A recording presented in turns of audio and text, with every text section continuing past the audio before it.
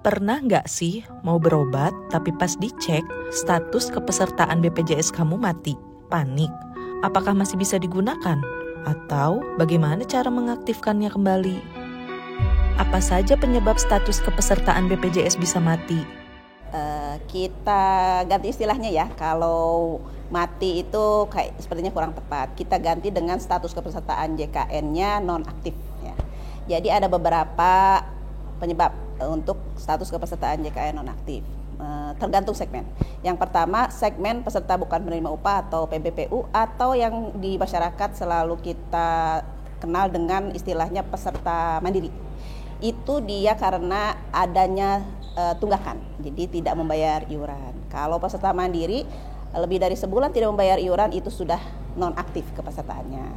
Kemudian kalau statusnya pegawai swasta atau istilah kami adalah pekerja penerima upah atau PPU, itu biasanya kalau dia nonaktif ada beberapa hal. Pertama, mungkin dia sudah resign dari perusahaannya gitu ya, atau pensiun gitu ya, atau misalnya di PHK. Kedua, ada juga perusahaannya atau dalam hal ini yang kita namakan badan usahanya tidak membayar iuran, sama menunggak juga. Jadi itu seluruh pegawai dalam perusahaan itu statusnya JKN-nya nonaktif. Kemudian ada misalnya untuk pensiunan. Nah, pensiunan yang paling banyak itu kenapa kepesertaan JKN-nya nonaktif? Itu karena dia tidak memperbaharui datanya. Misalnya tadinya pegawai PNS ya, kemudian dia pensiun, kemudian tidak ada lagi update data, biasanya nonaktif. Atau misalnya usia yang pensiunan atau veteran misalnya, kalau masih ada itu sudah di atas 91 tahun misalnya, seperti itu. Kalau masih hidup lebih baik melaporkan atau mengupdate datanya. Secara umum seperti itu ya. Yang paling banyak memang peserta mandiri yang menunggak, tidak membayar iuran. Kepesertaan BPJS nonaktif apakah tetap mendapatkan pelayanan? Nah, kalau kepesertaannya nonaktif, tentunya layanannya juga bisa terhambat gitu ya. Jadi apabila mengakses misalnya fasilitas kesehatan tingkat pertama seperti klinik atau puskesmas atau dokter praktek perorangan, itu dia tidak bisa karena statusnya nonaktif. Kalau ke rumah sakit ya, dalam hal ini kalau dia butuh pelayanan rawat inap dan status kepesertaannya nonaktif, itu ada waktu 3 kali 24 jam untuk mengaktifkan kembali status kepesertaannya. Jadi jangan khawatir nih gitu ya. Misalnya tadi ada peserta mandiri menunggak, dia bisa bayar iurannya, tunggakannya. Kemudian peserta pensiunan yang belum mengupdate datanya bisa update datanya.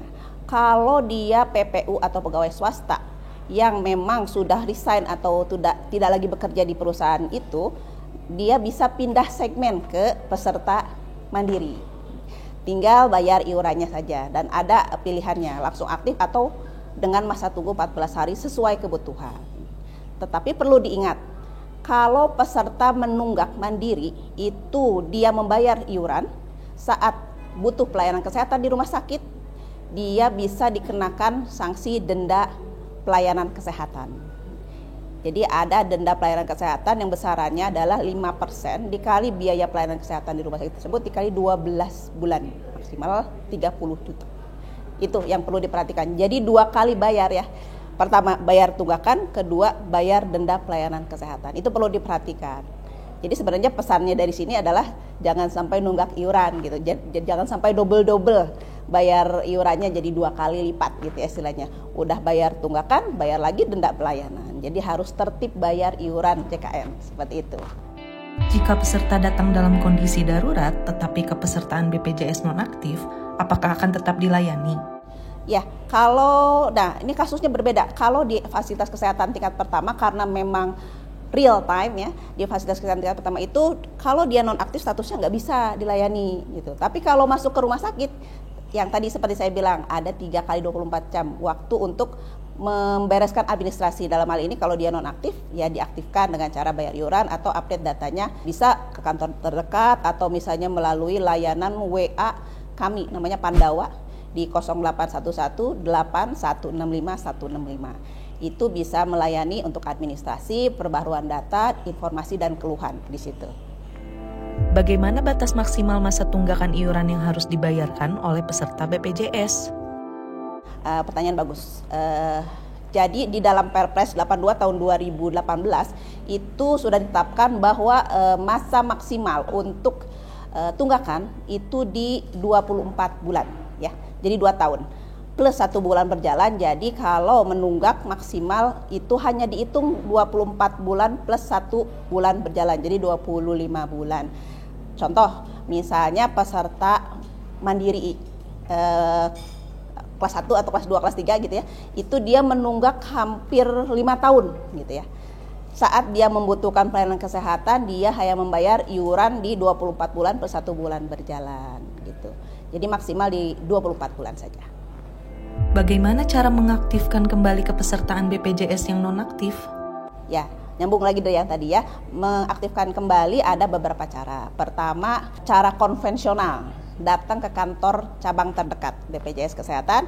Biasanya secara umum kita bawa KK dan KTP. Kalau misalnya dia dari pensiunan atau dari PNS dan sebagainya, bawa SK terakhir atau SK pensiunan gitu ya. Seperti itu. Kemudian kalau dalam hal ini peserta mandiri yang menunggak tinggal dibayarkan iurannya. Karena layanan kami sudah lebih dari 1.000 kanal pelayanan untuk membayarkan iuran. Jadi sangat mudah. Bisa ke Alfamart, Indomart, ke Pegadaian, bisa juga lewat Shopee, itu bisa, di Tokopedia itu bisa. Kemudian juga M-Banking itu sudah mengakomodir pembayaran iuran JKN seperti itu. Jadi sangat mudah kalau mau melunasi tunggakan dalam hal ini untuk mengaktifkan kembali kepesertaan peserta mandiri. Kemudian yang misalnya PPU yang sudah resign ya, dia sudah di PHK, dia bisa pindah segmen kepesertaan mandiri. Jadi tinggal sebelumnya PPU, nanti pindah ke peserta mandiri, dia tinggal pilih, ada 2 pilihan, bisa langsung aktif ya, kemudian bisa dengan masa tunggu 14 hari. Tetapi kalau memilih yang langsung aktif itu ada konsekuensi membayar iuran sejak nonaktifnya. Contoh, misalnya siapa Pak Budi, dia sudah resign dari perusahaan di bulan Maret. Sekarang bulan September, berarti Maret, April, Mei, Juni, Juli, Agustus, September, 6 bulan. Kalau dia mau langsung aktif, dia harus bayar iuran 6 bulan ke belakang. Kalau dia milihnya kelas 3, dalam hal ini 35.000, berarti 35.000 kali 6. Anggota keluarganya berapa? Ada 4 gitu misalnya, karena harus satu keluarga, itu dikali 4, seperti itu. Kalau untuk yang peserta mandiri. Nah, setelah itu pilihannya adalah misalnya kalau tidak bisa keluar rumah atau misalnya mager. Mager bisa melalui tadi layanan Pandawa ya, pelayanan melalui WA di 0811 8165 165. Bisa lewat situ ya, pengaktifan kembali atau mengupdate data gitu ya. Tetapi kalau bayar iuran bisa langsung ke kanal layanan saja untuk tunggakan iuran. Silakan dibayarkan di kanal layanan yang sudah tersedia. Tapi kalau untuk update data itu kita lewat Pandawa, bisa juga lewat ke kantor BPJS terdekat, kemudian juga bisa ke call center 165, itu bisa juga seperti itu.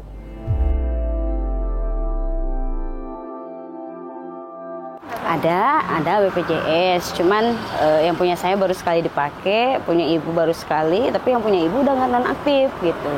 Iya betul, pengguna BPJS. Karena waktu dulu kan saya masih aktif bekerja, jadi BPJS-nya alhamdulillah lancar. Ya sekarang kan udah berhenti bekerja, baru 2 bulan, ya otomatis sudah mati. Belum tahu itu, makanya saya mau coba kalau untuk pribadi kayak gimana gitu kan. Soalnya kan dulu dari instansi lah. Ya. Pernah sih, waktu itu aku sempat pernah berobat, tapi ternyata BPJS aku nggak bisa dipakai. Karena waktu itu BPJS aku nggak aktif tuh karena karyawan dari kantor ibu aku, kebetulan BPJS aku tuh di cover sama kantornya ibu aku, lupa buat bayarnya gitu. Sebenarnya buat aktifin laginya cukup gampang, si karyawan itu tinggal bayar aja gitu BPJS. Dibilang ribet sih enggak ya, cuman ya lama itu nunggunya, karena kan memang kita memang lagi urgent ya, lagi butuh banget gitu kan. Alhamdulillah lancar, cuma waktu saya pernah kan dirawat karena asam lambung dulu itu.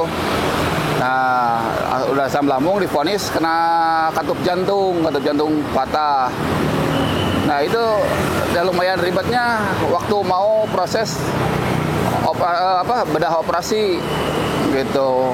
Harus kesana kesini, capek lah, jadi nggak diterusin. Padahal divonisnya harus dibedah. Yang PBI sih memang beda ya. Beda sama yang berbayar gitu. Beda sama yang berbayar, tapi ya cukup tertolong juga sih.